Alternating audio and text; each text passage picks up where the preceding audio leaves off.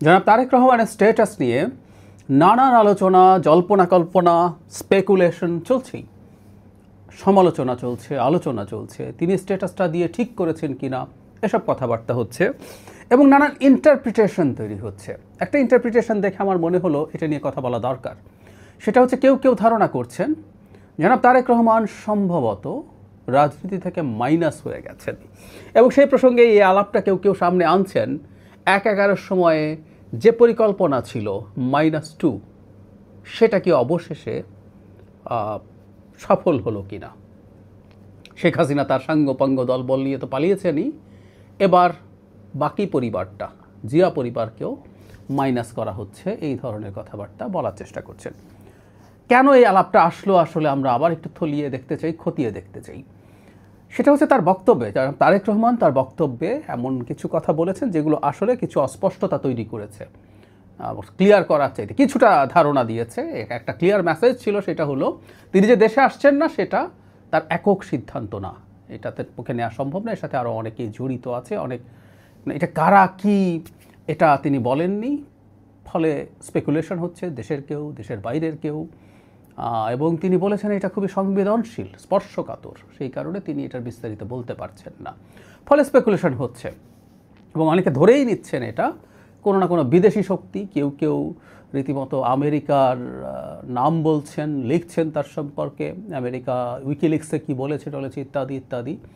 একটা কথা বেসিক জেনে রাখি আমরা, পৃথিবীতে কোনো পরাশক্তি, রিয়াল পরাশক্তি যদি হয়, আমি প্রায় কথাটা বলি, সে তার অতীত ধরে বসে থাকে না। পরাশক্তির ইগো থাকে না, ইগো থাকে না বলে সে পরাশক্তি হয়ে ওঠে। আমেরিকার কীভাবে ইগো থাকে না, ইগো সরিয়ে রেখে কাজ করে, বহুবার আলোচনা করেছি, আজকে সেদিকে যাচ্ছি না। কিন্তু এই আলাপটা কেউ কেউ করার চেষ্টা করছেন।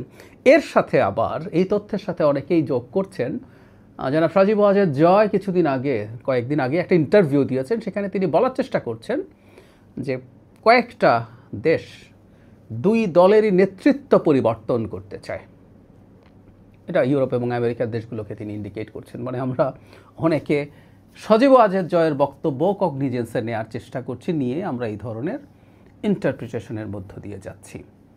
যদিও কনটেক্সচুয়ালি যদি দেখি, জনাব তারেক রহমান যেহেতু বলছেন সব কিছু তার হাতে নেই, তিনি একা চাইলেই সিদ্ধান্ত নিতে পারেন না, এদিকে আবার সরকার বলছে সব ঠিকঠাক আছে, তাহলে মানুষ এই প্রশ্নটা করছে। এখন তারেক রহমানকে কি মাইনাস করার চেষ্টা হচ্ছে, বা চেষ্টা যদি হয় সেই চেষ্টা কি সফল হবে, কি মনে করি আমরা? একটু ১/১১-তে ফিরে যাই। আমরা অনেকে ভুলভাবে বলি যে ১/১১-র উদ্দেশ্য ছিল শেখ হাসিনাকে ক্ষমতায় বসানো, কথাটা ঠিক না, এটা একেবারেই ভুল। ১/১১-র উদ্দেশ্য ছিল -2 মানে দুই দলকে দুই প্রধান থেকে না, দুই পরিবার থেকে মুক্ত করা। শুধু শেখ হাসিনা এবং খালেদা জিয়াকে মাইনাস করা না, দুই পরিবারকেই মাইনাস করে সেই দলকে অন্যান্য ব্যক্তির হাতে তুলে দেওয়া, সেই চেষ্টা দেখেছি আমরা। বলা বাহুল্য, সেই চেষ্টায় যারা ওই সময় খোঁজখবর রেখেছি মনে আছে, বিএনপির ওপরে অনেক বেশি আক্রমণ হয়েছিল, বিএনপিকে দুই ভাগ করে ফেলাই গিয়েছিল প্রাথমিকভাবে, যদিও সেটা শেষ পর্যন্ত সফল হয়নি। সেটা সফল না হওয়ার পরে ১/১১ সরকার নেগোশিয়েট করতে যায়, তারা কিভাবে এক্সিট নেবে। শোনা যায় তারা প্রাথমিকভাবে বেগম খালেদা জিয়ার সাথে আলোচনা করতে গিয়েছিলেন, কিন্তু বেগম খালেদা জিয়া সেইটায় তাদের শর্তে সব কিছুতে অ্যাগ্রি করেনি। পরে শেখ হাসিনার সাথে আলোচনা হয়, শেখ হাসিনা অ্যাগ্রি করেন এবং ভারতের মধ্যস্থতা, বিশেষ করে তখন প্রণব মুখার্জি ছিলেন এই ক্ষেত্রে খুব বড় গুরুত্বপূর্ণ একজন মানুষ, তিনি এটা নিশ্চিত করেন এবং শেখ হাসিনা ক্ষমতায় আসে। কিন্তু যে কথাটা বলছিলাম, একটা পরিকল্পনা, একটা চিন্তা ছিল, মানে পশ্চিমাদের বিশেষ করে, এবং মজার ব্যাপার ভারতও সেটার পার্ট ছিল সেই সময়। ভারত যে শুরুতেই শেখ হাসিনার পক্ষে চলে গিয়েছিল তা না। এখন বিদ্যমান প্রেক্ষাপটে একটা পরিবারের মোটামুটি বলা যায় ধ্বংস হয়েছে, শেখ হাসিনা তো ফিরছেনই না, কোনো সম্ভাবনা নেই বাংলাদেশের রাজনীতিতে আবার গুরুত্বপূর্ণ হয়ে ওঠা।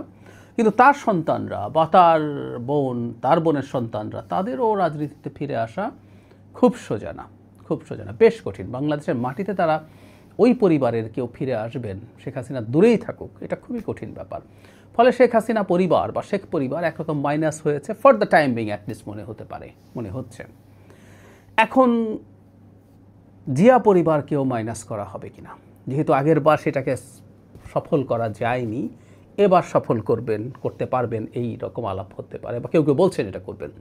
এটা সবচেয়ে বড় ফ্লটা হচ্ছে ১/১১ সময়ে কি চিন্তা কেউ কেউ করেছেন সেটা তারা এখনই ধরে রাখবে বর্তমান প্রেক্ষাপটে, নট নেসেসারিলি।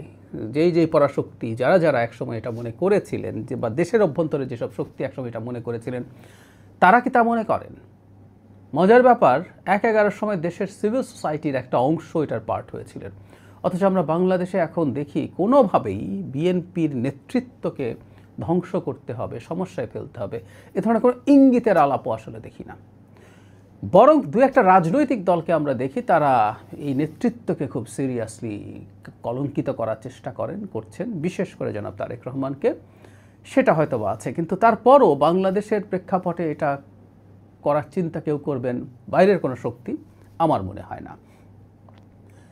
কারণ ওই যে বললাম যে তাদের একসময়কার যে চিন্তা ছিল, সেই জিওপলিটিক্যাল বা ইন্টারন্যাশনাল পলিটিক্সের সেই যে প্রেক্ষাপট, সেই প্রেক্ষাপটটা এখন আর ক্রিয়াশীল না। সেটা যদি ক্রিয়াশীল না থাকে তাহলে আর এসব আলাপের কিছু নেই। পৃথিবীতে অসংখ্য উদাহরণ আছে কারো প্রতি একসময় কোনো নেগেটিভ অ্যাটিটিউড রাখা কেউ খুব অল্প সময়ের মধ্যে বা কিছুটা বেশি সময় যাওয়ার পর প্রত্যেকের মিত্রে পরিণত হচ্ছেন, আবার মিত্র শত্রুতে পরিণত হচ্ছেন। পুরনো কথা যে আসলে ইটার্নাল কোনো বন্ধুত্ব বা শত্রুতা বলে কিছু নেই, ইন্টারেস্টই শেষ কথা। সুতরাং ভবিষ্যতে যে বিএনপি যদি ক্ষমতায় আসে, সেই বিএনপির সাথে কোনো ধরনের আন্ডারস্ট্যান্ডিং বা নেগোসিয়েশন পরাশক্তিগুলোর হবে না, সেটা বলা কঠিন। এটা হবে না মনে করার কোনো কারণ নেই, সেটা হতেই পারে। আর তাত্ত্বিকভাবে যদি ধরে নেই যে এই ধরনের একটা প্রচেষ্টা করা হলো বাংলাদেশের অভ্যন্তরে, যে জিয়া পরিবার থেকে মুক্ত বেগম খালেদা জিয়া খুবই অসুস্থ হয়ে আছেন, তিনি আর কতদিন বাঁচবেন সেটা নিশ্চিত নয়। জনাব তারেক রহমান আসতে পারলেন না, তার পরিবারের অন্যদেরকে আসতে দিলেন না, এবং বাকি মাইনাসটা আওয়ামী লীগ তো মাইনাস, শেখ পরিবার তো মাইনাস হলোই। সেই চেষ্টা করে কি সফল হবে? আমি মনে করি একেবারেই সম্ভব না। কেউ যদি সে খোয়াবো দেখে থাকে, সেটা কোনোভাবেই কার্যকর হবে না। মানে বিএনপির যে পরিমাণ লোকবল আছে, জনবল আছে, সাংগঠনিক শক্তি আছে, তারা যদি মাঠে নামে এটার প্রতিবাদে, এটা ঠেকানোর সাধ্য এই এক্সিস্টিং পুলিশ বা ইভেন সেনাবাহিনীকে দিয়েও সম্ভব না। কারণ হচ্ছে শেখ হাসিনার পরে এই অল্প সময়ের মধ্যে শেখ হাসিনার বিরুদ্ধে যেভাবে জনগণের বিরুদ্ধে, শেখ হাসিনার বিরুদ্ধে যখন জনগণ নেমেছিল, তখন যেভাবে বিভিন্ন বাহিনী ব্যবহার করা হয়েছে, সেই বাহিনী আবার একই রকম পরাক্রমে শক্তিতে নির্বিচারে গুলি চালিয়ে মানুষ মারবে, এটা হতেই পারে না। সুতরাং বাংলাদেশে ওই ধরনের চেষ্টা যদি কেউ করতে যায়, সেটা যে রিয়াকশন হবে, সেই রিয়াকশন সামাল দেওয়া আসলে কোনো সম্ভব না। কোনো বিদেশি শক্তি যদি এটা চায়ও, তাকে দেশি শক্তির মাধ্যমেই সেটা দমন করতে হবে। পুলিশ করার মতো অবস্থাতেই নেই। সেনাবাহিনী আছে, সেনাবাহিনী ধরে নির্বিচারে গুলি চালাবে জনগণের ওপরে? বিএনপির নেতাকর্মীরা যদি রাস্তায় নেমে যায়, উদ্ভট কথা, হাস্যকর কথা, আমার মনে হয় না। সে কারণে আমি কোনোভাবেই মনে করি না তারেক রহমানকে, প্রথমত আমি মনেই করি না যে কোনো পরাশক্তি মনে করছেন যে তারেক রহমানকে মাইনাস করে দেয়া যাবে বা করতে তাদের ইচ্ছে হয়। তারা তারেক রহমানের সাথে, তিনি যে এই দলের প্রধান, এই বাস্তবতা তারা মেনেই কাজ করবেন বলে আমি মনে করি। আর যদি কোনো কারণে তাদের মনে হয় তারা এটা করবেন, এই চেষ্টা করবেন, সেটা খুব দ্রুতই তারা ফিল করবেন তারা কত বড় ডিজাস্ট্রাস সিদ্ধান্ত নিয়েছেন। এটার ব্যাপারে আমি শতভাগ কনফিডেন্ট।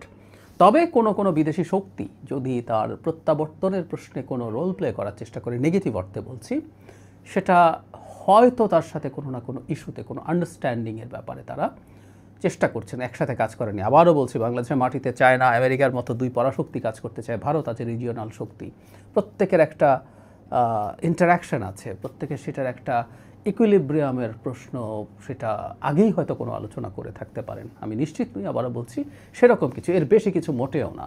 বাংলাদেশের রাজনীতিতে তারেক রহমান থাকবেন, তার শক্তি নিয়ে থাকবেন, তিনি যেভাবে এতদিন ধরে দলকে নেতৃত্ব দিয়েছেন, সেটা তিনি ভবিষ্যতেও করে যাবেন। এই ব্যাপারে আমার ন্যূনতম কোনো দ্বিধা নেই। আরেকটা ব্যাপার নিয়ে একটু কথা বলবো, আরেকটা আলাদা ভিডিওতে। অনেকে এখন এই সংকটের মুখে কথা বলার চেষ্টা করছেন যে দেশের নির্বাচনই অনিশ্চিত হয়ে পড়ছে। আমি দুঃখিত, আমি মোটেও মনে করি না। নির্বাচন সময় মতো হবে এবং মোটা দাগে একটা ভালো নির্বাচনই হবে। আলাদাভাবে সেটা নিয়ে আমার যুক্তি ব্যাখ্যা করব।